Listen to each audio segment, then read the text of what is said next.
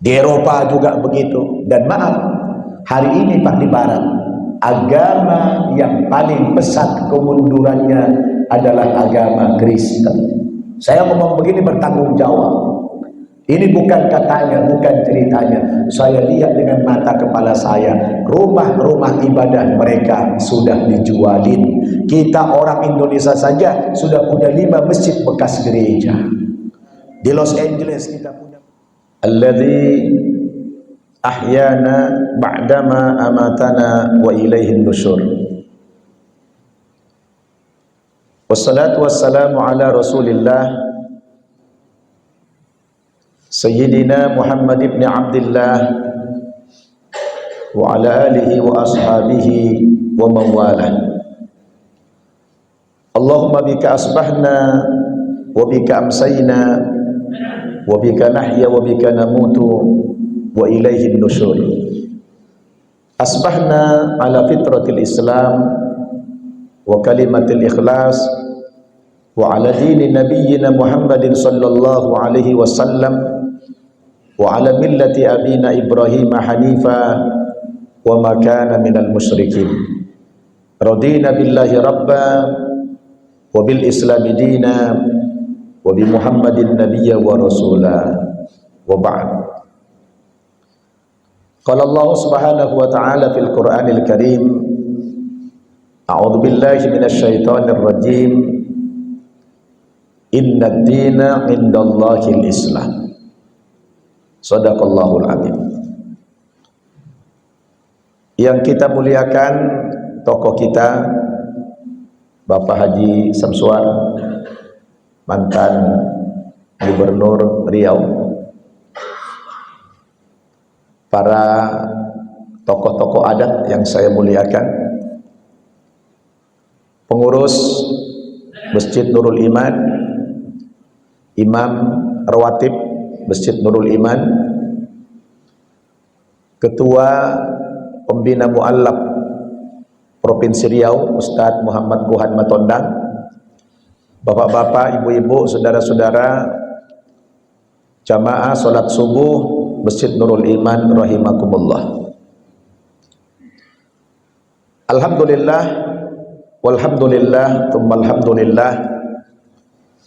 Pagi ini atas izin Allah Subhanahu wa taala saya dapat hadir dan bersilaturahmi di Masjid Nurul Iman yang sejuk ini dalam rangka safari dakwah saya selama 1 pekan di Provinsi Riau yang dimulai sejak hari Sabtu yang lalu.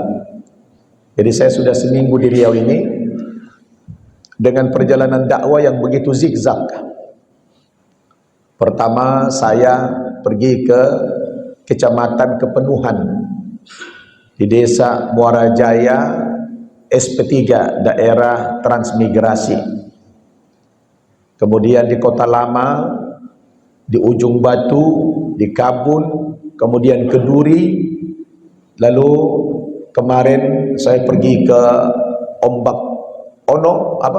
Bono di Kecamatan Meranti. Tadi malam saya di Kandis, malam ini balik ke Duri lagi. Nah, besoklah terakhir di samping rumahnya Ustadz Fikri Naki. Nah, Ustadz ya, tokoh muda kita Fikri Naki kemarin umroh bersama saya, dia sekeluarga, alhamdulillah.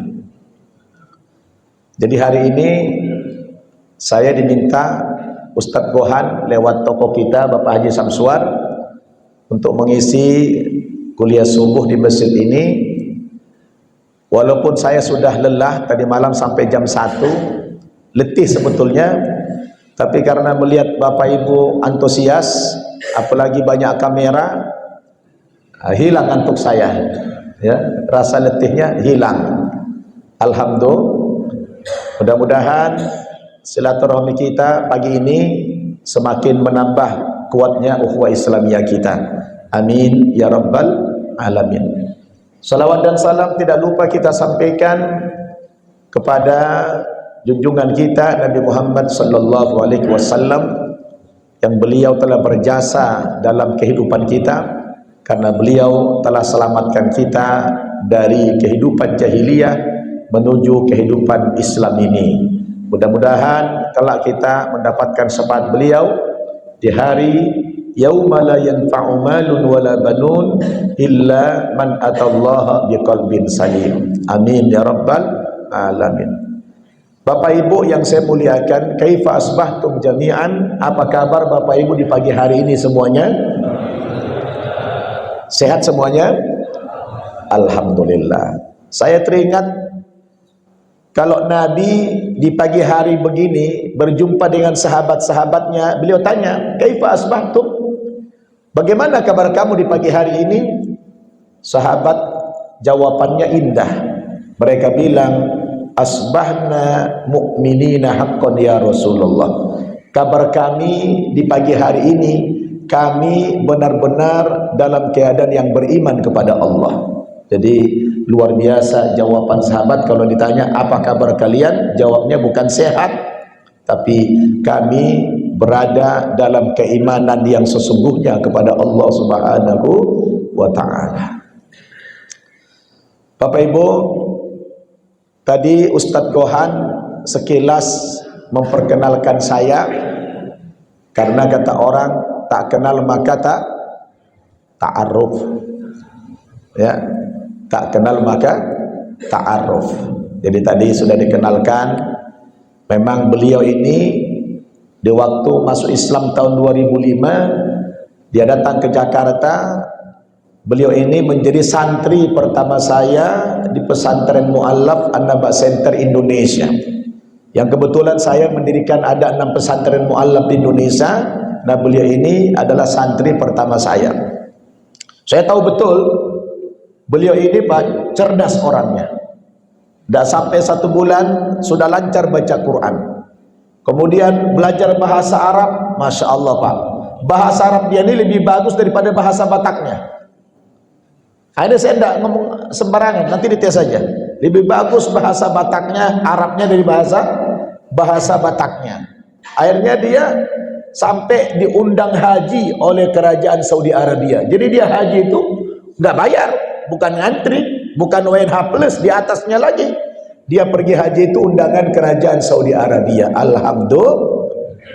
Nah, begitu dia selesai di pesantren, saya bilang sama dia, antum jangan numpuk di Jakarta ini. Udah mubazir Ustadz di Jakarta, saya bilang. Antum harus dakwah ke daerah. Alhamdulillah dia ke Riau berbekal bahasa Arabnya, dia lulus PNS tanpa ada kesulitan.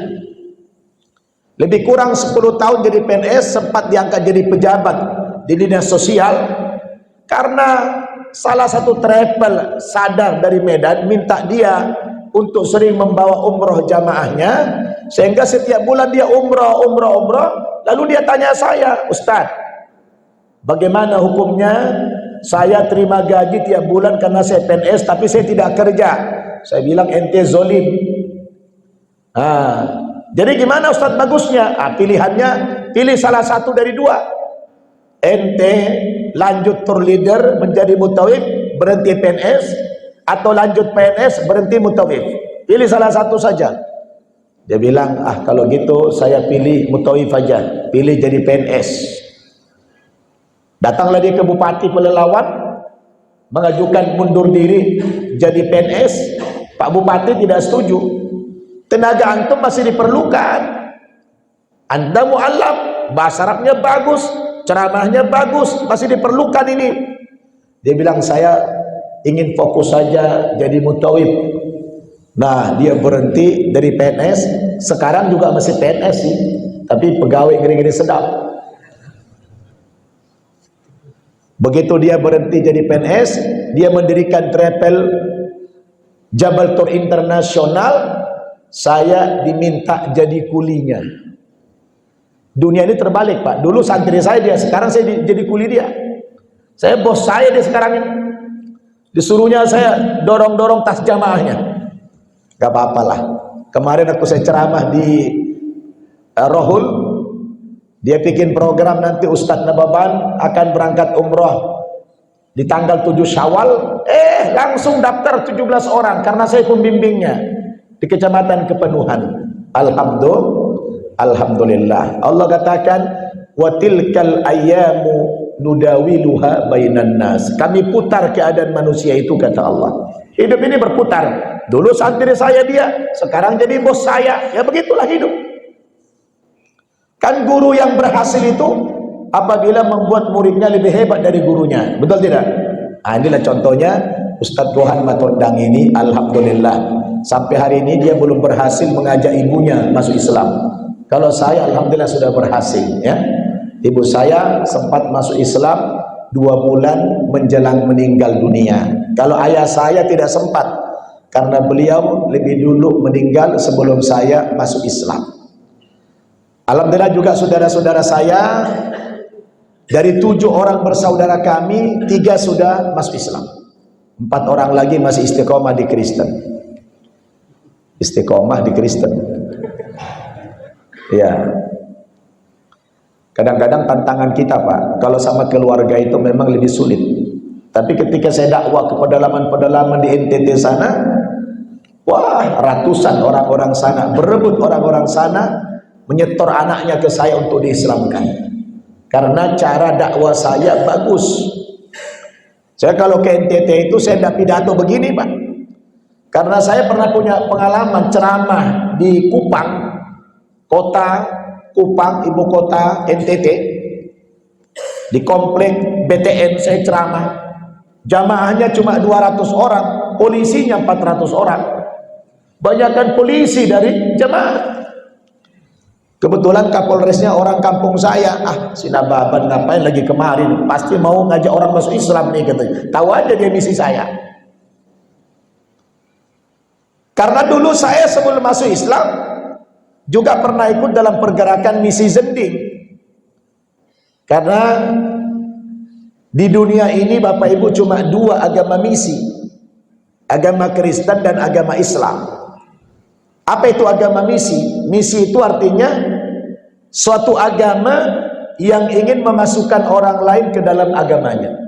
Cuma 2 agama di dunia ini. Yang pertama agama Kristen, yang kedua agama Islam. Ada ayatnya itu. Kalau agama Kristen di dalam Injil Matius pasal 28 ayat 19, pergilah kamu ke segenap penjuru dunia, jadikanlah semua bangsa menjadi muridku, dan baptislah mereka dalam nama Bapa, Anak, dan Roh Kudus. Masih hafal saya, Pak.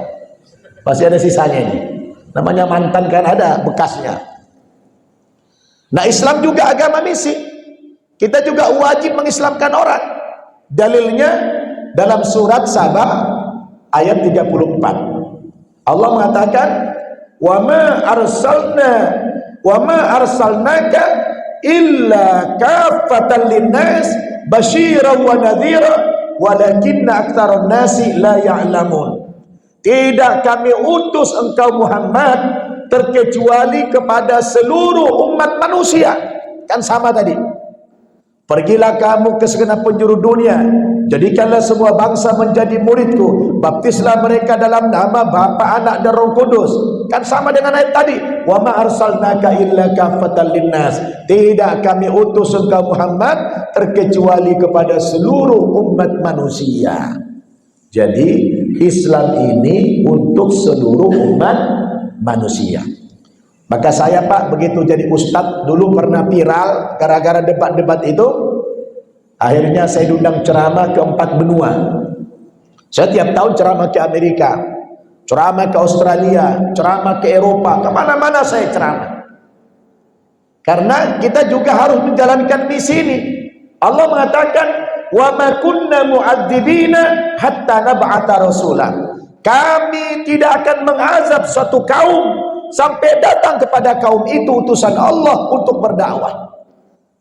Jadi Bapak Ibu, dakwah ini sebenarnya pekerjaan yang paling bergengsi. Pekerjaan yang paling bergengsi. Wah, ini kerja yang paling bergengsi ini. Jarang orang tahu kalau dakwah itu pekerjaan yang paling mulia. Maka orang-orang Pakistan itu, Pak, yang imigran ke Amerika, kadang-kadang kalau saya jumpa saya tanya, "Iyu imigran ke Amerika ini, kalau boleh tahu kerjamu apa?" Jawaban mereka indah. Dia bilang apa? saya hijrah dari negara saya Pakistan menuju Amerika ini, kerja utama saya itu adalah berdakwah. Kerja utamanya dakwah. Loh, bukannya Anda kerja di kantor? Iya, saya kerja di kantor itu sambilan saja untuk memenuhi nafkah keluarga saya. Namun kerja utama saya adalah dakwah. Wah, luar biasa Pak. Saya belum pernah jumpa di Indonesia menjawab kata-kata begitu. Belum pernah. Ya. Tapi kalau orang di sana itu mindsetnya sudah terbentuk. Ya. Kerjamu apa? Kerja utama saya dakwah. Orang yang paham agama memang akan menjadikan dakwah ini menjadi pekerjaan yang paling mulia. Kenapa? Karena ini kerjanya para nabi. Bukan kerja manusia biasa ini. Karena dulu seluruh nabi dan rasul diutus oleh Allah bukan mau berdagang, bukan mau bisnis, bukan mau bercocok tanam. Mereka hadir ke muka bumi ini sebagai dutanya Allah Subhanahu wa taala dalam rangka berdakwah, mengajak orang supaya beriman kepada Allah Subhanahu wa taala. Maka di dalam Al-Quran Bapak Ibu, surat Hud ayat 117 ada jaminan dari Allah, kalau negara itu ingin tidak hancur, Pak, syarat kalau negara itu tidak ingin hancur, maka di negara itu harus diperbanyak juru-juru dakwah. Nanti perhatikan ayatnya. Surat apa tadi? Surat Hud ayat 117. Coba dibuka Qurannya. Apa kata Allah? A'udzu billahi minasyaitonir rajim. Wa ma kana rabbuka liyuhlikal qura bidzulmin wa ahluha muslihun. Indah itu. Saya ulangi, wa ma kana rabbuka liyuhlikal qura bidzulmin wa ahluha muslihun. Allah Subhanahu wa taala tidak akan membinasakan suatu negara dengan cara yang zalim apabila di negara itu banyak orang-orang muslih. Ayatnya muslih, bukan soleh. Tidak ada jaminan dari Allah negara tidak hancur kalau di negara banyak orang soleh. Tidak begitu ayatnya. Tapi yang banyak orang muslih. Pak, apa bedanya soleh dengan muslih? Kalau secara bahasa pengertian soleh dan muslih itu sama. Itu isim fa'il. Artinya orang yang melakukan kebaikan. Betul? Solihun itu bentuk jamak mudzakkar salim, sama dengan muslihun jamak mudzakkar salim, orang-orang yang baik. Soleh orang baik, muslih juga orang yang baik. Lalu apa bedanya soleh dengan muslih? Kenapa dalam ayat itu bukan soleh wa ahluha muslihun, bukan wa ahluha solihun? Beda. Walau maknanya sama, tapi terapannya beda. Bedanya di mana? Kalau soleh artinya baik, dia hanya baik buat dirinya saja. Dia disiplin sholat berjamaah di masjid 5 waktu, ditambah lagi sholat-sholat sunnah, tahajud tidak pernah tinggal, witir tidak tinggal, duha tidak tinggal, puasa Senin Kamis jalan terus, dia jujur, tidak pernah mengganggu orang, pokoknya dia baik. Cuma orang ini tidak pernah peduli dengan orang lain. Dia hanya baik buat dirinya saja. Sedangkan muslih itu orang yang baik, tetapi dia selalu gelisah untuk memikirkan kebaikan orang lain. Mungkin sholatnya hanya yang wajib-wajib saja. Dia tidak sempat baca Quran.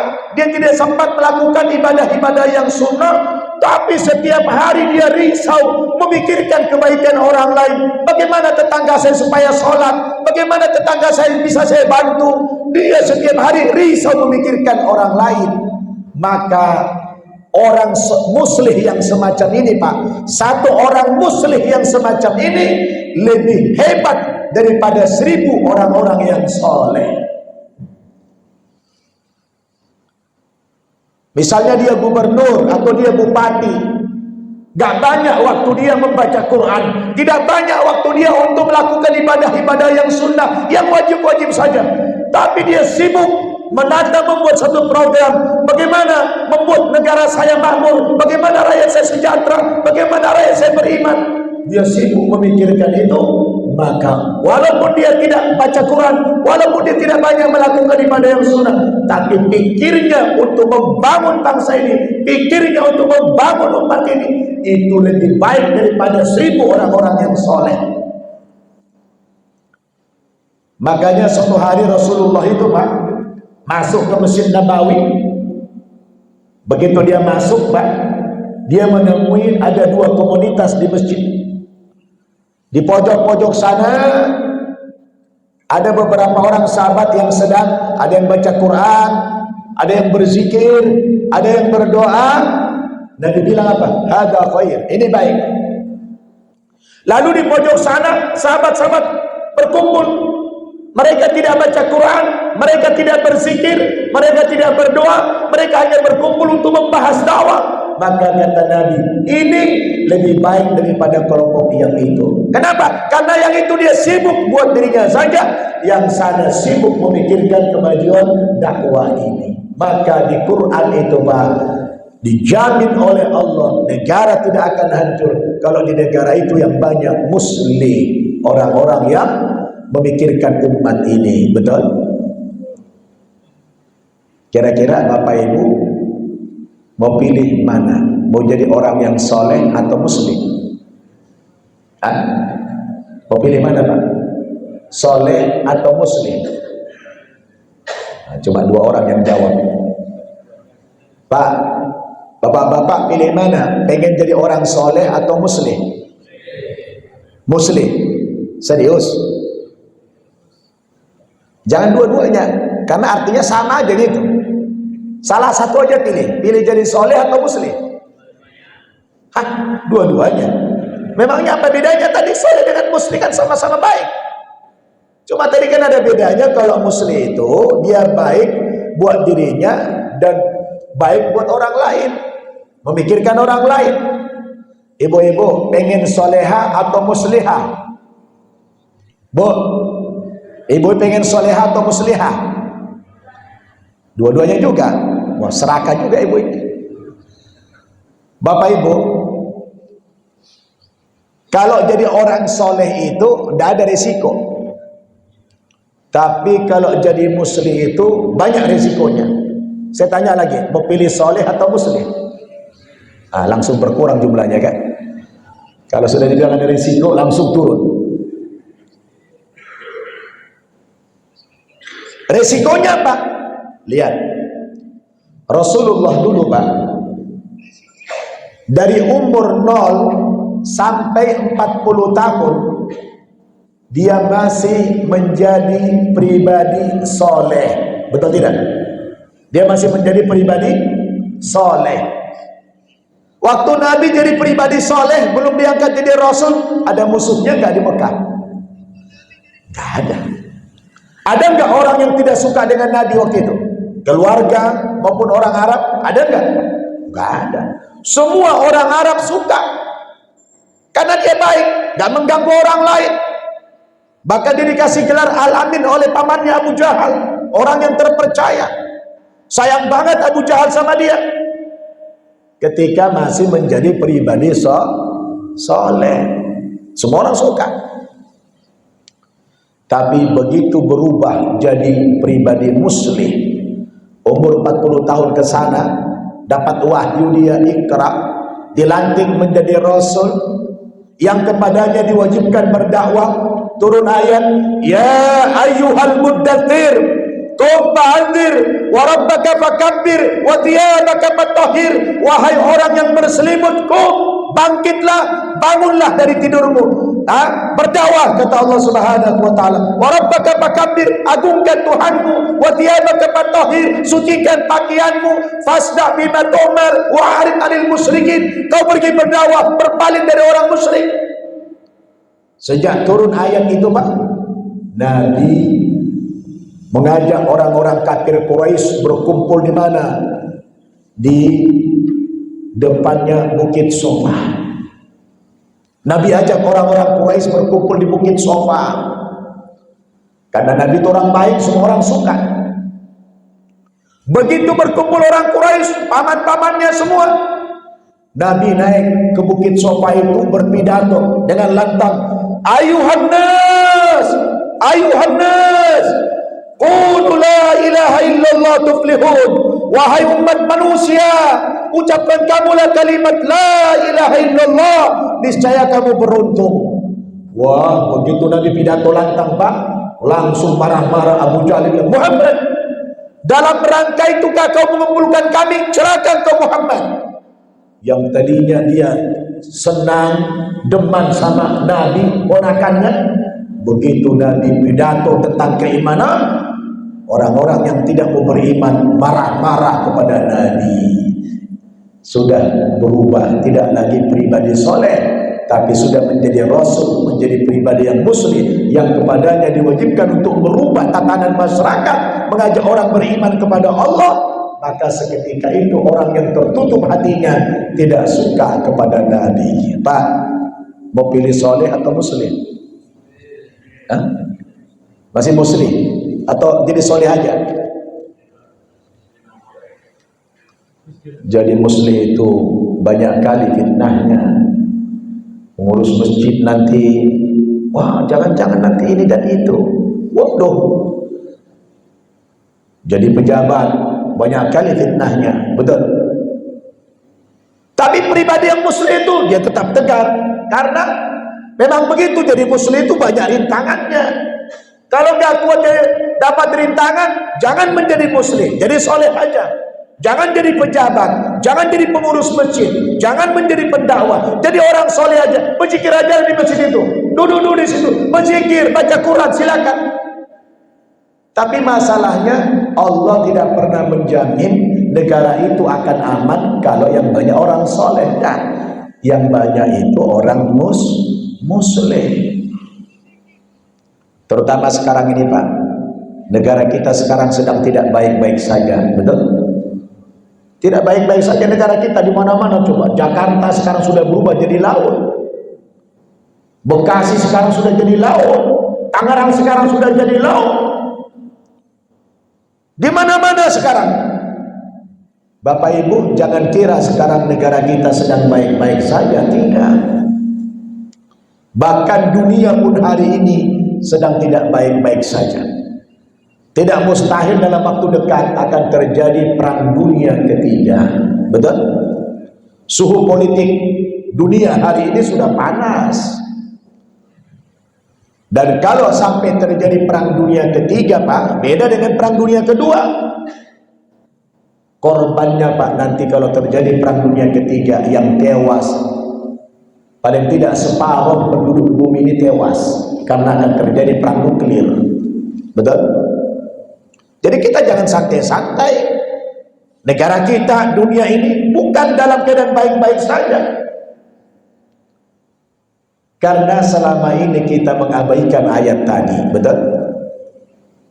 Kita lebih sibuk untuk kepentingan pribadi, rendah kita, kepedulian kita terhadap sosial ini. Bukankah dalam Islam, Pak, dalam Islam ini amalan-amalan sosial itu lebih hebat daripada amalan yang bersifat pribadi. Itu sebabnya, Pak, kalau sholat sendiri itu pahalanya cuma 1. Tapi kalau berjamaah 27. Padahal kalau kita pikir-pikir, sholat sendiri itu bisa lebih khusyuk daripada berjamaah. Betul tidak? Kalau berjamaah kadang-kadang banyak anak-anak lari, banyak orang mengganggu. Kalau kita sendiri rumah kan khusyuk. Tapi kenapa pahalanya lebih kecil? Cuma 1 pahalanya daripada orang sholat berjamaah 27. Orang sholat berjamaah itu, Bapak Ibu, seperti orang beli barang yang borongan.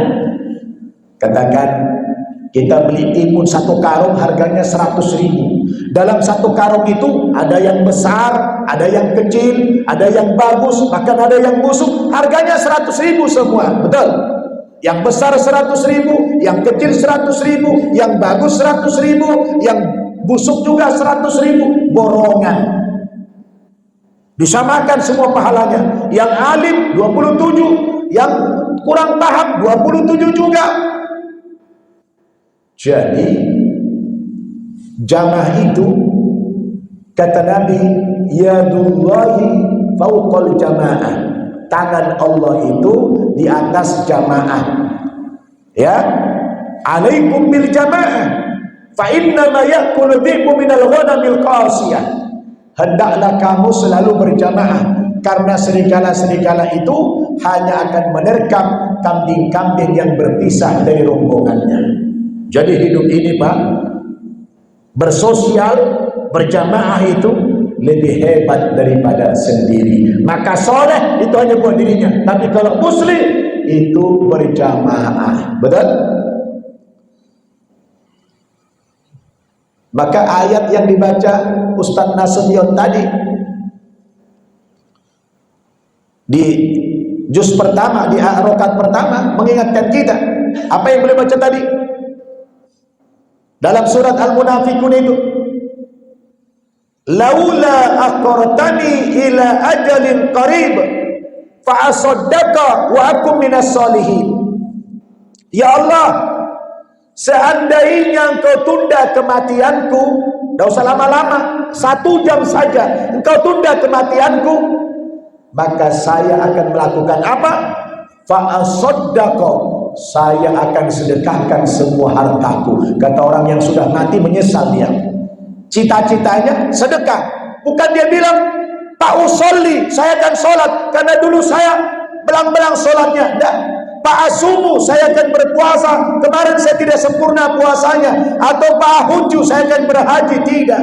Cita-cita orang yang menyesal Pak dalam kubur, kalau kau tunda kematianku ya Allah, 1 jam saja, dia tidak mau sholat, dia bukan pengen puasa, dia bukan pengen haji, tapi dia pengen menyedekahkan semua hartanya. Kenapa? Karena kalau sholat buat dirinya saja, puasa buat dirinya saja, berhaji buat dirinya saja, tapi kalau sedekah itu buat kemaslahatan umum. Betul? Maka Bapak Ibu Saudara, cita-cita orang yang sudah mati itu kalau dikembalikan, dia pengen bersedekah. Itu maknanya apa? Bahwa amal sosial itu lebih hebat daripada amalan-amalan pribadi. Maka kita disuruh berjamaah Bapak Ibu. Yang ibadah semacam ini hanya kita temukan dalam Islam. Betul? Dalam Islam. Gak ada di agama lain seperti ini, 5 waktu berjamaah penuh masjid. Pak, alhamdulillah saya sudah mengunjungi semua tempat-tempat suci agama-agama samawi. Saya sudah sering ke Mekah, ke Madinah, baik berhaji maupun berumrah. Alhamdulillah saya ke sana belum pernah bayar. Saya sudah pergi juga ke tempat suci kita ketiga di Aqsa, Palestina sana. Saya juga sudah pergi mengunjungi tempat suci orang Kristen di Yerusalem. Sudah 2 kali ke sana. Saya juga sudah naik ke Bukit Golgota. Saya juga sudah masuk ke Vatikan di Roma sana. Sudah ada perbandingan bagi saya. Ternyata memang Pak, tempat suci orang Islam itu tidak ada tandingannya. Betul? Dia punya magnet yang luar biasa. Maka Rasul katakan kepada kita, la tushaddur rihal illa ila 3 masajid. Jangan kamu menyusahkan diri untuk bepergian, kecuali bepergian itu dalam rangka mengunjungi 3 masjid. Pertama, Masjidil Haram di Mekah, yang kedua wa Masjidil Hadza, masjidku ini di Madinah, yang ketiga wa Masjidil Aqsa di Palestina. Dalam rangka mengunjungi 3 masjid ini, merangkak-rangkak pun boleh kita paksakan. Betul? Maka Bapak Ibu sudah pada berangkat umroh atau haji semua belum ini? Sudah semua? Atau ada yang belum? Sudah belum? Yang lain belum? Kenapa belum berangkat? Belum cukup modalnya? Nah, mau dikasih amalan supaya cepat berangkat umrah? Mau? Tapi diamalkan ya? Baik. Pulang dari sini nanti tolong diamalkan 2 surat. Berapa surat? 2. Yang pertama diamalkan surat Al-Waqi'ah. Surat apa? Al-Waqi'ah. Kata Nabi, siapa yang rajin membaca surat Al-Waqi'ah ini akan dilancarkan rezekinya oleh Allah. Yang kedua, tolong diamalkan surat Tanah. Surat apa? Surat Tanah. Maksudnya apa? Sertifikatnya dibawa ke bank, ambil uang. Insya Allah cepat pergi haji atau umroh itu. Praktis tidak? Saya ini memberikan ajaran yang praktis-praktis. Ya, cepat tidak pergi umrah itu? Cepat. Kalau sudah jual tanah itu. Orang Riau ini kan banyak tanah ini. Bawa ke sana, ambil uang, pergi. Kita harus mengunjungi 3 tempat suci itu. Ya. Yang dia punya daya tarik luar biasa. Hebatnya Islam ini, Pak. Saya sudah keliling dunia juga. Keunggulan agama kita dari agama-agama lain, Pak. Saya lihat terutama dari aspek ritualnya. Kemanapun kita pergi di dunia ini, kita mau sholat, cara sholatnya sama, betul. Arah kiblatnya sama, bacaan-bacaannya sama, gerakan-gerakannya sama. Bapak Ibu pergi ke Amerika, di waktu zuhur mau cari-cari masjid, begitu ketemu orang sudah lagi sholat, Bapak Ibu tidak perlu tanya sudah berapa rakaat, ya nggak perlu, langsung merapat takbir Allahu Akbar, hitung sendiri. Kalau Bapak Ibu baru dapat 2 rakaat imam salam, berarti tadi dapat 2 rakaat kita, langsung naik lagi 2 rakaat, sempurnakan, betul. Di negara manapun kita langsung bisa adaptasi. Mana ada di agama lain yang seperti itu? Coba kalau kami dulu di Kristen, pergi ke Amerika, mau ibadah, wah repot. Harus mendaftar dulu, registrasi dulu, harus belajar bahasanya dulu, harus belajar lagi nyanyiannya. Berapa lama itu baru bisa beribadah? Repot tidak? Islam ini Allah berikan kemudahan, betul? Salam kita, salam Islam itu lintas waktu, mau pagi, mau siang, mau malam, sama salamnya. Assalamualaikum warahmatullahi. Doa keselamatan, semoga Allah berikan kepadamu rahmat dan berkah. Coba di agama lain, selamat pagi, kalau pagi, selamat siang, selamat malam. Sehingga ada cerita, Pak, ada orang kampung saya, orang Batak, anaknya merantau ke Amerika, pagi-pagi begini dia telepon, selamat pagi nak. Dia bilang, mama, di sini sudah malam. Beda kan? Di sini pagi, di sana sudah malam. Jadi kalau dia sebelah pagi nggak cocok lagi. Dia jawabnya bingung. Dia bilang selamat pagi, di sana malam. Coba kalau assalamualaikum lintas waktu, betul? Ini keunggulan Islam itu luar biasa, Pak. Ini yang membuat kita dulu mantap dalam berislam itu. Perlu ada perbandingan. Tetapi sayangnya orang Islam itu di tempat-tempat yang mayoritas kita kalah dengan orang yang minoritas, betul? Tapi sebaliknya orang Islam di tempat-tempat yang minoritas seperti di Amerika, wah hebat sekali Islam mereka. Saya kalau keliling dakwah di Amerika, Pak, saya cepat nanjak iman saya. Langsung iman nanjak. Kenapa? Banyak yang menginspirasi saya, membuat saya itu cepat bertambah iman. Tapi kalau saya pidato ceramah keliling Indonesia dari Aceh sampai Papua sana, iman saya datar-datar saja. Karena tidak ada yang menginspirasi. Bagaimana saya tidak menambah iman, Pak? Saya kalau sholat subuh begini, Pak, sholat subuh di Amerika itu minimal 3 shot itu. Saya pindah-pindah masjid. Itu iseng saya tanya, orang Pakistan atau orang Timur Tengah atau orang mana, kalau nanya, brother, maaf, boleh saya bertanya? Boleh. You sholat subuh di sini, kalau boleh tahu berapa jarak rumahku dengan masjid? Rata-rata Pak yang menjawab paling dekat, yang terdekat itu dari masjid, bilang apa? 1 jam, 1 hour, 1 jam drive naik mobil. Wah, langsung nangis saya tuh. 1 jam naik mobil, pagi hari jalan mulus, tidak crowded. Kira-kira berapa kilo itu? Berapa kilo 1 jam itu? Hah? Kalau saya Pak di Jakarta nyupir, kalau pagi-pagi begini, apalagi mau ke bandara buru-buru, 1 menit bisa 2,5 kilo. Taruhlah dulu santai aja. 1 menit 1 kilo. Berarti kalau 60 menit 60 kilo. 60 kilo dari sini kemana kira-kira itu? Hah? Bangkinang. Bayangkan Pak, dari Bangkinang tiap hari datang sholat subuh di Masjid Nurul Iman, siapa yang tidak menangis? Sementara kita di Indonesia, jarak rumah kita hanya sebelah dengan masjid beberapa langkah, dah sanggup sholat di masjid.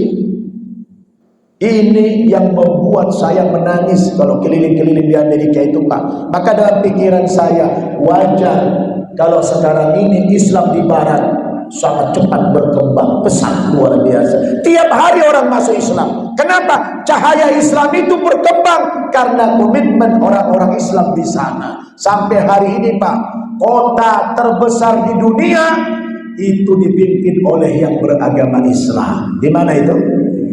Di New York. Siapa namanya? Zohran Mamdani. Dia itu pengikut sosialis. Dia muslim tapi sosialis. Kalau kita bilang komunis. Tapi begitu dia menjadi wali kota Pak, dia tampilkan Islamnya. Ayat muslim, dia bilang, saya muslim. Dan sekarang ini dia sejak dilantik bulan awal Januari kemarin, tiap Jumat dia keliling, sholat Jumat keliling-keliling di Amerika itu di New York. Jadi kalau saya Pak jalan-jalan di kota Manhattan itu, di kota Manhattan itu ada belasan masjid, besar-besar masjidnya. Subhanallah. Karena komitmen orang-orang Islam yang minoritas di sana itu membuat cahaya Islam itu di mana-mana. Maka wajar kalau ada seorang ibu dari Indonesia curhat sama saya, Ustaz, ya Bu, boleh curhat Ustaz? Boleh Bu, saya bilang. Dia nangis, Ustaz, saya ingin katakan alhamdulillah, saya bersyukur kepada Allah Pak Ustaz. Kenapa Bu? Saya hijrah ke Amerika ini. Apa yang bikin ibu bersyukur? Pak Ustaz, di Amerika inilah saya pakai jilbab. Dia bilang, loh, di Amerika pakai jilbab, di Indonesia? Di Indonesia Ustaz saya pakai celana bupati. Dia bilang, tahu bupati? Buka paha tinggi-tinggi, bajunya sekwilda. Apa itu? Sekitar wilayah dada, you can see. Jadi ibu nggak pakai jilbab? Tidak. Padahal di mana-mana di Indonesia orang berjilbab, di pasar-pasar, di kantor-kantor, di mal-mal orang berjilbab. Ibu tidak tersentuh pakai jilbab? Tidak. Lalu ibu di Amerika pakai jilbab, kan aneh, di sini kan muslim minoritas. Gimana ceritanya? Iya Pak Ustadz, dia bilang, saya itu suatu hari di musim summer, saya jalan-jalan ke pantai Santa Monica. Di Los Angeles ada Santa Monica pantai yang kemarin kebakaran itu. Terus waktu saya jalan-jalan di situ Pak Ustadz, itu kan musim summer, musim panas. Tahu lah kalau musim panas di Amerika, wanita pada telanjang di mana-mana, betul. Saya lihat wanita telanjang Ustadz di mana-mana, termasuk saya, dia bilang. Dari kejauhan, tiba-tiba saya melihat ada seorang ibu, kayaknya orang Timur Tengah, itu orang Arab. Datang dia ke pantai pakai jilbab yang syar'i, yang panjang. Tiba-tiba saya menangis Pak Ustadz. Kenapa ibu menangis? Dalam hati kecil berkata, langsung dia bilang, ibu ini yang benar. Dia jaga kehormatan dirinya, dia muliakan dirinya, dia muliakan agamanya. Ini semua di mata saya binatang semua ini. Dia berkata begitu, katanya Pak. Langsung pulang dari sana, dia cari toko untuk beli jilbab. Maka sejak itu saya pakai jilbab Pak Ustaz. Saya pun nangis mendengarkan ceritanya itu. Subhanallah.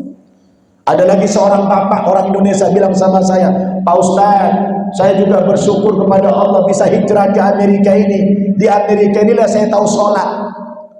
Bapak mualaf? Tidak, saya muslim dari lahir. Di Indonesia bapak tidak sholat? Tidak, saya dugem tiap malam. Saya dugem tiap malam Ustaz.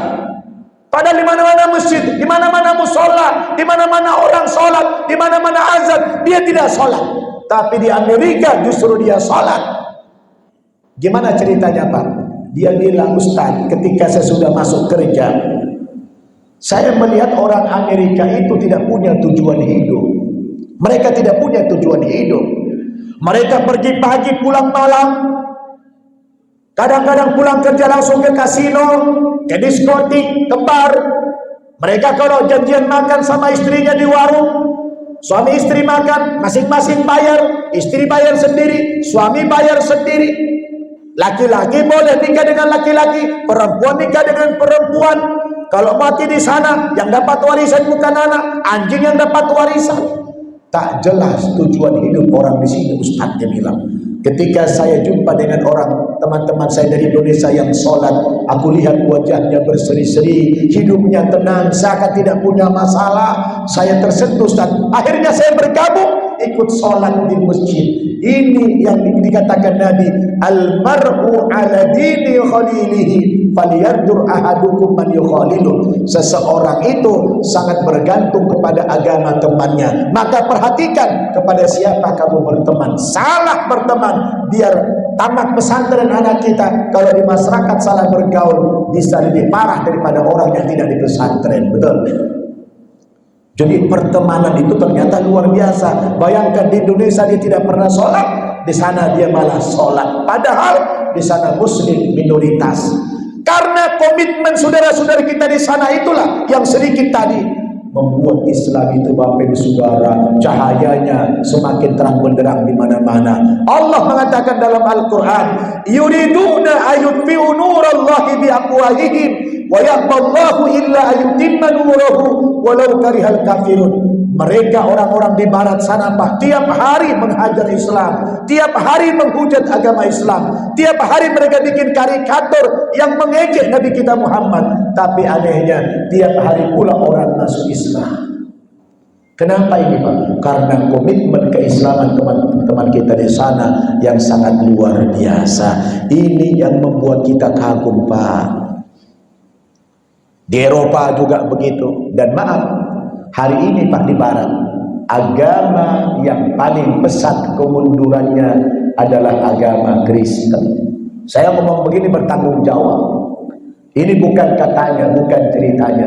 Saya lihat dengan mata kepala saya, rumah-rumah ibadah mereka sudah dijualin. Kita orang Indonesia saja sudah punya 5 masjid bekas gereja.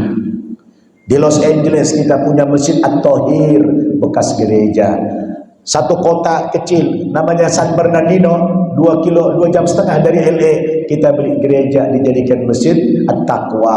Di kota Houston, Texas States, kita beli gereja dijadikan Masjid Istiqlal. Di Washington DC, gabungan 3 state, Washington DC, Maryland, Virginia, kita beli gereja dijadikan masjid namanya Imam Center. Di Toronto, baru-baru di Kanada, kita beli gereja dijadikan masjid namanya Istiqlal. Itu baru masjid dari komunitas Muslim Indonesia, belum lagi komunitas dari Middle East, belum lagi Pakistan, Bangladesh, India, Turki, entah berapa ratus gereja yang sudah berubah menjadi masjid hari ini. Alhamdulillah. Jadi hari ini Pak di Barat sedang terjadi as-sahwa al-islamiyah al-kubra, kebangkitan Islam secara besar-besaran. Islam itu bangkit luar biasa hari ini. Senang tak Bapak Ibu mendengar berita ini? Senang tidak? Bahkan ketika saya ke Vatikan, hanya berjarak 3 km dari Vatikan itu di kota Roma sudah berdiri Islamic Center yang besar. Itali yang di dalamnya ada juga Vatikan, karena Vatikan itu Pak seperti negara dalam negara. Dia negara sendiri tapi berada dalam kota Roma. Negaranya itu kecil, hanya 45 hektar saja.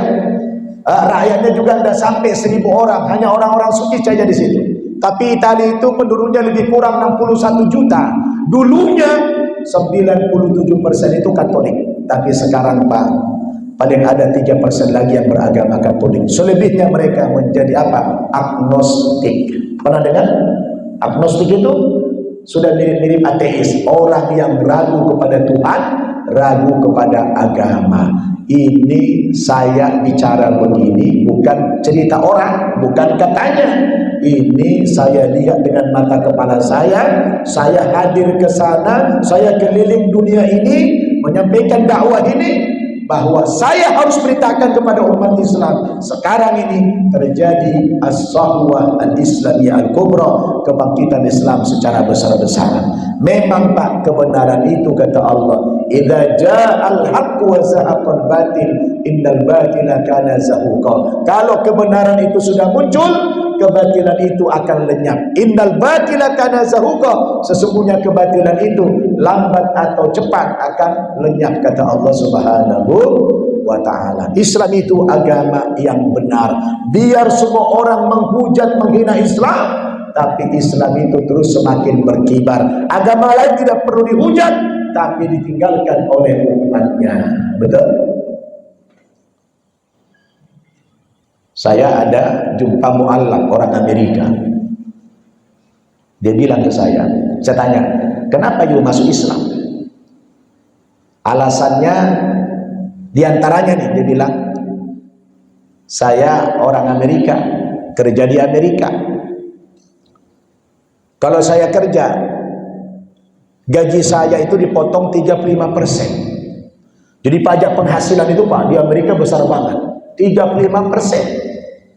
Kemudian kalau saya ke gereja ditambah lagi 10%, namanya persepuluhan. Kan sudah 45%. Berapa lagi yang tinggal sama saya? Kontrakan rumah mahal, biaya hidup mahal. Akhirnya dia bilang, saya tinggalkan agama ini, takut bayar 10% lagi.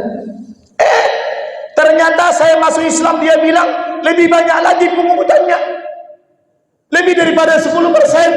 Yang minta infak buat listrik, infak buat air, infak buat ini, banyak sekali pungutannya. Tapi anehnya Ustaz, dia bilang, kenapa saya dulu berinfak tidak diganti oleh Tuhan, sekarang saya di Islam lebih daripada itu infak saya, malah makin kaya saya. Dia bilang, kenapa Ustaz? Saya bercanda sama dia, oh iya Pak, dulu Bapak itu waktu Kristen, saya bilang, kenapa tidak diganti harta Bapak? Karena Tuhan Bapak mati, saya bilang.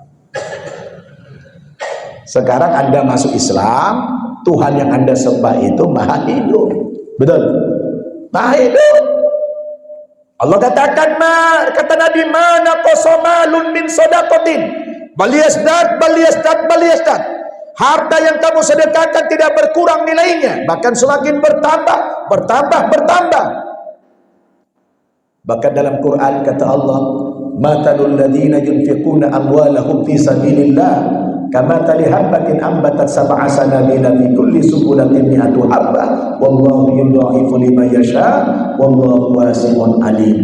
Perumpamaan orang yang berinfak di jalan Allah itu sama seperti orang yang menanam satu butir padi. Dari satu butir padi itu tumbuh menjadi 7 tangkai, masing-masing tangkai itu menghasilkan 100 butir padi, 700 kali lipat diganti Allah sedekah kita. Betul? Kenapa? Tuhan kita maha hidup. Ini Pak, luar biasa. Kalau Bapak Ibu, maaf, Bapak Ibu kalau ke masjid pakai uang nggak di Indonesia ini? Hah? Pergi sholat pakai uang nggak? Nggak kan? Kalau Bapak ke Amerika, setiap hari orang ke masjid pakai uang. Kenapa?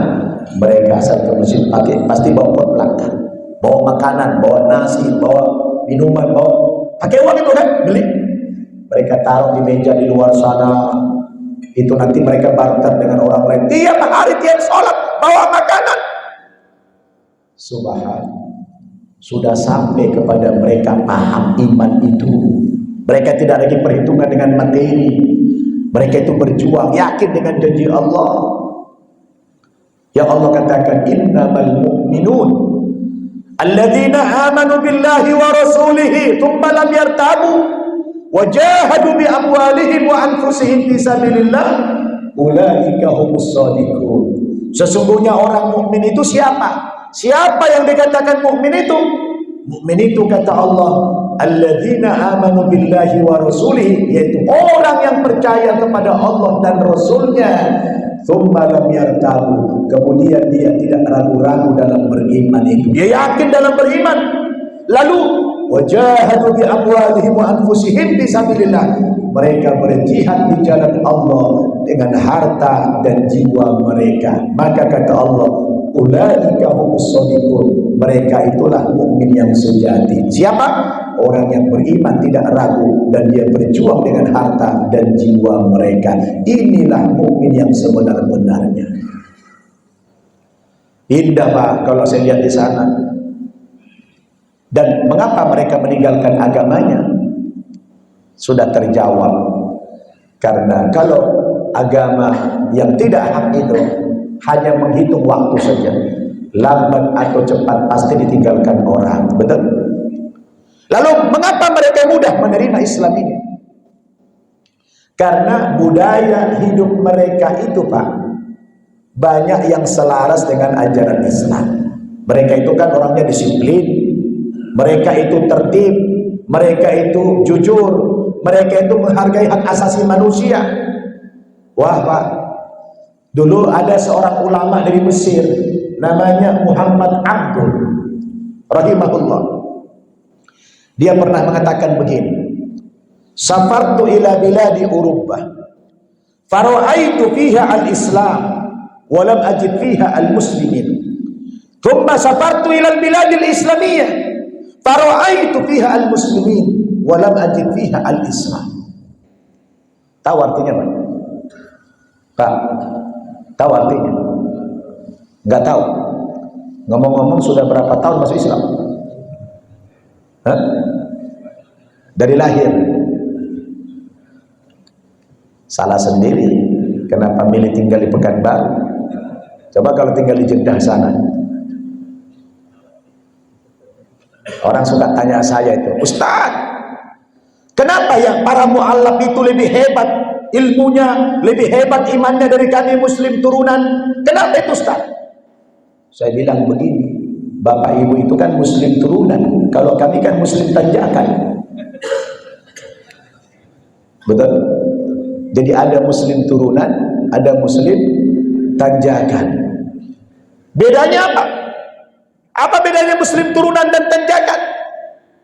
Kalau ibarat mobil Pak, kalau mobil lagi jalan menurun, kira-kira yang diinjak rem apa gas? Kalau menurun rem apa gas? Rem, gak mungkin gas. Makanya suka telat ke masjid, telat ke majelis taklim, telat ke pengajian, karena ngerem terus, nggak nyampe-nyampe. Itulah kalau turunan. Coba kalau tanjakan Pak, yang diinjak apa? Gas, makanya gaspol, gohan, sekian bulan bisa bahasa Arab. Saya juga begitu. Karena kita merasa diberikan hadiah oleh Allah yang sangat mahal berupa hidayah. Hidayah itu adalah hadiah dari Allah Subhanahu wa ta'ala. Maka kita tidak sia-siakan hadiah itu. Safartu ila biladi Urubah, kata Muhammad Abdul. Saya pernah jalan-jalan ke Eropa. Waktu jalan-jalan ke Eropa itu, fara'aitu fiha al-Islam, di sana aku lihat ada Islam, tapi walam ajid fiha al-Muslimin, aku tidak jumpa orang-orang Islam. Aneh ya, di Eropa dia bilang ada Islam, tapi dia tidak jumpa dengan orang Islam. Paham maksudnya Pak? Pak, paham maksudnya? Di Eropa dia bilang ada Islam, tapi tidak ada orang Islam. Artinya apa? Orang-orang Eropa itu tidak Islam agamanya, tapi perbuatannya, perilaku mereka adalah perilaku yang Islami. Dari aspek mana dia melihat? Dari kedisiplinannya, itu kan ajaran Islam. Dari ketertibannya, dari kebersihannya, dari kejujurannya, dari menghargai hak asasi manusia. Ini kan ajaran-ajaran Islam ini. Tapi saya tidak jumpa orang Islam, dia bilang. Kemudian di lain waktu, safartu ilal biladil Islamiyah, saya jalan-jalan ke negara-negara Islam di Timur Tengah. Saya jalan-jalan ke sana, fara'aitu fiha al-Muslimin, Di sana aku lihat banyak orang Islam, tapi walam ajid fiha al-Islam. Saya tidak melihat kehebatan agama Islam itu.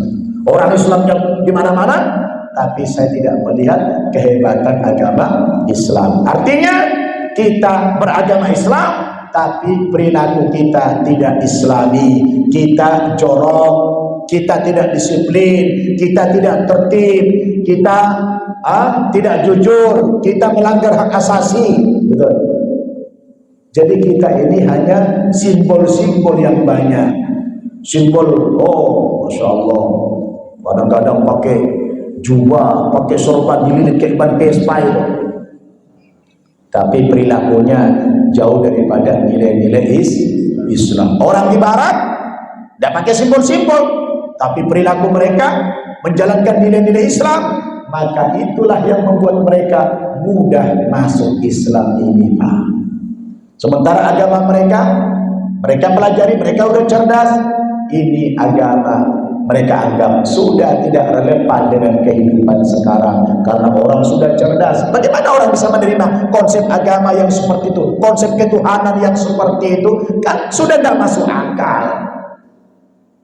Tidak masuk akal. Baca kitab sucinya bukan sebagai wahyu, kitab suci yang sudah berubah. Kalau kita lihat Al-Quran, subhanallah, Al-Quran itu aktual. Apapun persoalan hidup kita temukan jawabannya di dalam Al-Quran. Betul? Makanya Al-Quranu salihun fi kulli makanin wa zaman. Al-Quran itu up to date, Al-Quran itu aktual sepanjang zaman, kapan saja, di mana saja. Kita tidak perlu untuk merevisi ayat-ayat Al-Quran seperti kitab suci umat lain. Setiap 5 tahun mereka rubah, mereka tambah, mereka kurangi. Betul? Sehingga kata Allah, yuharrifunal kalima min ba'di mawadi. Mereka merubah isi kitab suci mereka. Saya dulu masuk Islam, sebelum masuk Islam 3 tahun saya membanding-bandingkan, Pak. Saya pelajari dulu ilmu perbandingan agama. Maka sampailah saya kepada kesimpulan agama yang benar itu adalah agama Islam. Maka setelah kita masuk Islam, kita berdakwah, kita tahaddus bin nikmah, berbagi cerita tentang nikmat Allah itu. Maka Ustaz Tuhan ini mengislamkan sudah lebih 1000 orang, dan itu bisa kita lihat bukan cerita, bisa lihat di YouTube-nya itu. Saya juga begitu. Maka kalau tadi dia bilang, wah, kita pengen Syiar Islam bikin studio dakwah mu'alaf ini, saya pikir itu malu kita, Pak, kalau kita tidak dukung. Betul? Malu kita. Tapi Ustaz Rohan, tak usah. Saya lihat ada Pak Haji Samsuar sini, sendiri beliau beres itu. Ya, tak usah. Pak Haji, tak usah bagi-bagi yang lain dah. Bapak sendiri aja itu. Aman itu. Selesai itu. Betul tidak? Jadi Bapak Ibu Saudara, itu media itu memang penting. Saya juga setiap pengislaman saya upload di YouTube. Pengislaman saya upload di YouTube. Kenapa? Itu orang-orang, saya kalau dakwah ke NTT itu, orang-orang tua di sana yang menyerahkan anaknya ke saya. Karena cara dakwah saya bagus. Saya tidak ceramah-ceramah. Karena pernah ceramah di kota Kupang, jamaahnya cuma 200, polisinya 400, kapok saya. Akhirnya cara dakwah saya apa? Membantu masyarakat. Orang sana kan miskin-miskin. Itu salah satu faktor bikin mereka miskin itu apa? Tidak ada air, Pak. Maka saya tawarkan kepada masyarakat di sana, saya bagi-bagi air, bor air. Bornya nggak kedapat airnya. Airnya saya datangkan air pakai mobil tangki itu. Satu tangki cuma 250.000, 10 tangki aja sudah bisa satu kelurahan itu dapat air. Kebanyakan orang non-muslim. Akhirnya orang sana merespon baik. Dia bilang, itu Ustadz pendeta kami sudah pernah bikin begitu ke kami, tapi Ustadz itu muslim, tokoh Islam, tapi Ustadz peduli dengan kami. Sonde beda-bedakan agama, tidak beda-bedakan agama. Dia bilang, dari situ orang sana, Pak, tertarik kepada Islam itu. Karena kenapa pendeta tidak melakukan begitu? Melakukan juga, tapi bukan di kampung Kristen, di kampung Islam dia bikin begitu. Maka saya balas. Saya pun begitu. Kalau dulu kita targetnya orang Islam, sekarang kita balik, target kita mereka. Betul tak? Oh, begitu saya bikin begitu, datanglah orang-orang tua. Mula-mula namanya Pak Matius. Pak Matius datang ke saya, Kristen Katolik. Ustaz, beta lihat Ustaz itu baik sangat. Orang sana kalau bilang sangat baik dibalik sama dia, baik sangat. Ustaz, itu Ustaz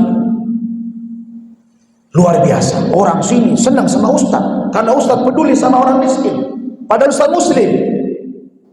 Tapi ngomong-ngomong Ustaz, dia bilang, beta bolehkah minta bantuan sama Ustaz? Bantuan apa Pak Matius? Itu beta punya putri 2 orang suremaja, tapi putus sekolah Ustaz. Yang satu putri beta itu tamat SD, yang satu lagi tamat SMP. Sonde sekolah, tidak sekolah, dia bilang. Beta dengar Ustaz di Jakarta punya sekolah pesantren. Beta pengen titip putri beta sekolah di tempat Ustaz. Itu pesantren Bapak, Islam itu. Sonde mengapa Ustaz putri beta itu masuk Islam, yang penting sekolah? Wah, kaget saya. Pak Matius, saya bilang, tak boleh orang pindah agama karena iming-iming materi, kecuali memang putri Bapak pengen masuk Islam. Iya Pak Ustaz, itu putri beta yang bilang, Papa bilang sama Ustaz itu, beta dengar Ustaz punya pesantren di Jakarta. Tolong bilangin ke Ustaz, beta sama adik pengen sekolah, dan mengapa di pesantren? Subhanallah. Saya tanya, nah benar kamu pengen masuk Islam, sekolah di pesantren saya? Iya Ustaz. Oke, saya minta bapaknya bikin pernyataan tertulis di atas materai. Baru saya syahadatkan, kemudian saya bawa terbang ke Jakarta, naik pesawat. Rumahnya lantai tanah, atapnya pakai atap, makanannya masih singkong. Bawa terbang ke Jakarta naik pesawat. Begitu sampai di pesantren, saya masukkan 2 anak ini di kamar yang ber-AC. Makanannya saya servis yang enak-enak. Saya cari sekolah yang bagus. Saya belikan sepeda motor kendaraan dia ke sekolah. Tiap hari saya kasih dia jajan 10.000. Seminggu kemudian dia minta tolong ke saya, Ustaz. Kata anak ini, boleh beta minjam HP Ustaz. Mau ngapain? Beta mau telepon papa sama mama. Beta mau bilang terima kasih sama papa sudah serahkan beta sama adik ke Ustaz. Boleh, saya bilang. Ditelepon. Selamat pagi papa. Ini Sifa, nama Islamnya Sifa, nama Kristennya Adu Zidan. Oh iya nak, apa kabar nak?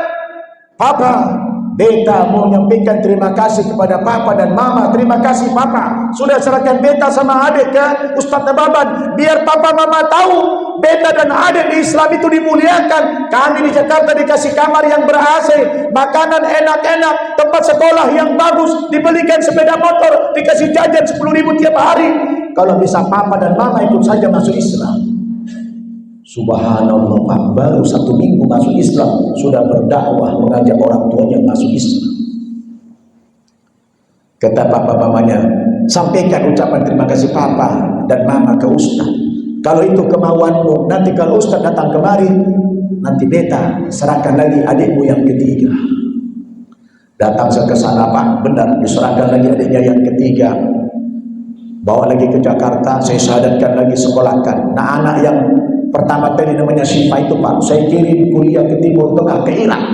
Subhanallah Pak, cerdas. 4 tahun langsung tamat meraih gelar LC. Pernah dengar LC? Tahu LC? Langsung ceramah.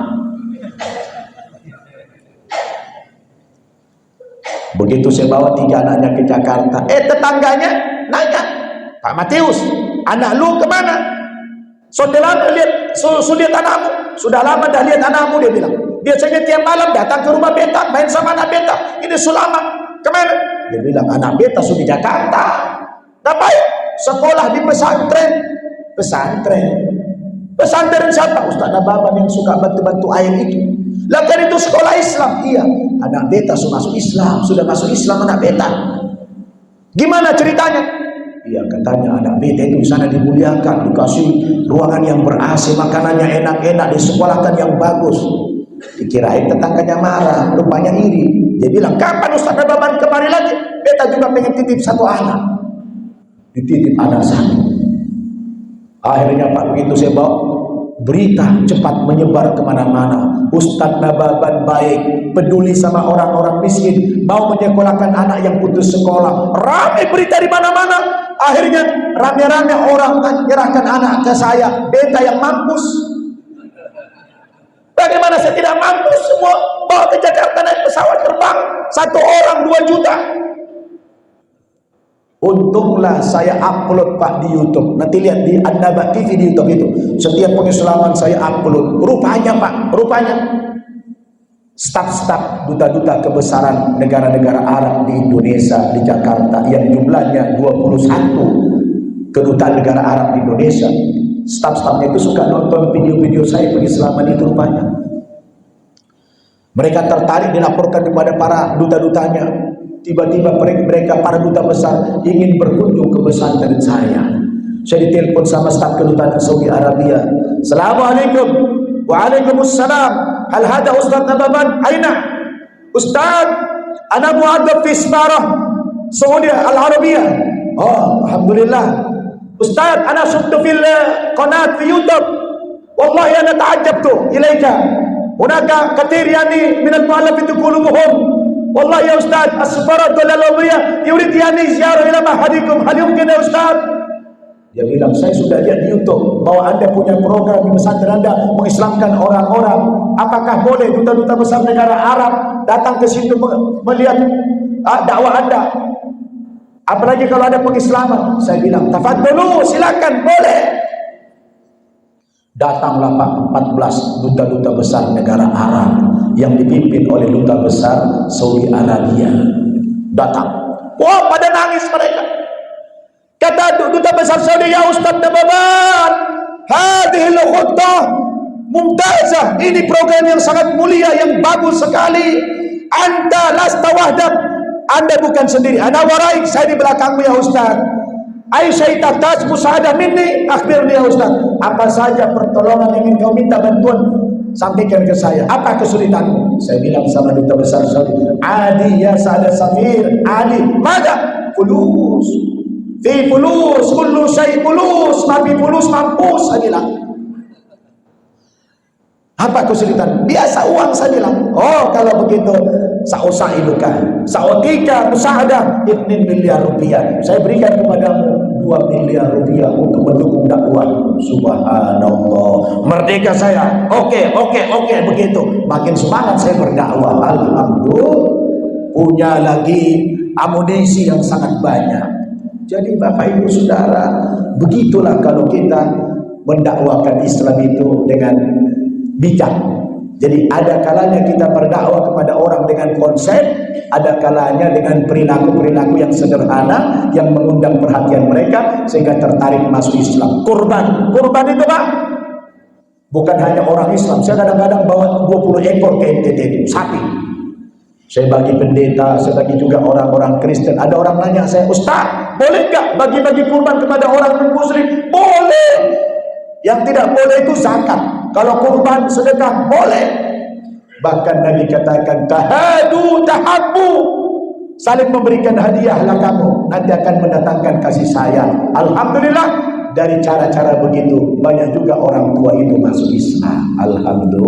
Alhamdulillah. Jadi kita ini Pak harus punya pemikiran untuk dakwah. Seorang pendakwah itu lebih hebat daripada 1000 orang-orang yang soleh tadi. Betul? Maka mindset kita harus terbentuk. Apa yang bisa saya lakukan di sisa-sisa umur saya ini? Apa yang harus saya lakukan ini? Cuma itu yang kita bawa mati Pak. Betul tidak? Jadi kita posisikan diri kita sebagai pribadi muslim. Mudah-mudahan dengan demikian kita diberikan keselamatan oleh Allah dunia dan akhirat. Apalagi Bapak Ibu mengajak satu orang saja non muslim. Nabi katakan, la yahdiyallahu bika rajulan wahida khairul laka minad dunya wa ma fiha.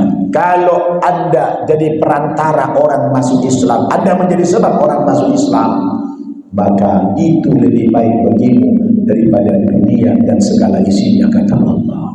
Gohan bukan cuma 1, ribuan. Saya juga begitu. Jadi Bapak Ibu Saudara, ini adalah penting kepada kita kalau kita berdakwah. Ini saja Bapak Ibu, sudah terlewatkan waktunya. Kita memang lewatkan syuruk, tidak apa-apa, karena itu sunnah. Ini dakwah menuntut ilmu hukumnya wajib. Ini jauh lebih penting, betul tidak? Tapi tetap saya batasi waktu kita sampai di sini. Tidak bisa lagi, sudah habis waktunya. Nanti kalau masih kurang silahkan mendaftar Ustadz Gohan, tanggal 7 Syawal kita nanti umroh bersama. Alhamdulillah. Kita tiadakan barangkali tanya jawab ya, karena udah ini ya Pak Said ya, kita tiadakan tanya jawab, kita cukupkan sekian. Terima kasih kepada Bapak Ibu yang luar biasa ramenya sholat subuh berjamaah ini. Terima kasih tokoh kita Pak Samsuar, terima kasih para tokoh-tokoh adat kita, pengurus masjid, para ustadz-ustadz kita yang mulia. Jazakumullah bi ahsanil jasa. Terima kasih juga sudah ya mengambil berita ini, dakwah ini dengan ya rekaman-rekaman. Semoga nanti ini juga disiarkan, diupload di YouTube atau di TikTok atau di mana saja di sosial media. Semoga ini juga didengarkan orang banyak, menjadi pahala kepada kita semuanya. Dan saya karena ini disiarkan secara langsung begini, jadi saya tidak mau ada konflik kita dengan orang lain. Saya biasanya kalau di Jakarta ceramah saya fokus tentang perbandingan agama, tapi di sini saya tetap keren-keren. Tadi malam saya di perkebunan, saya tidak mau menyampaikan perbandingan agama karena wawasan orang, pemahaman orang, pola pikir orang di kampung beda dengan orang di kota. Jadi saya harus bijaksana dalam menyampaikan dakwah ini. Betul? Terima kasih, mohon maaf kalau ada kekurangan. Kita tutup dengan doa kafaratul majlis. Subhanakallahumma wa bihamdika asyhadu an la ilaha illa anta astaghfiruka wa atubu ilaik. Walhamdulillahi rabbil alamin. Insyaallah kalau saya ada lagi ke Pekanbaru, mampir lagi ke sini. Saya besok pamit akan kembali ke Jakarta. Tapi saya sering juga ke Pekanbaru ini diajak Ustadz Gohan Batodang untuk syiar agama Islam. Wassalamualaikum warahmatullahi wabarakatuh.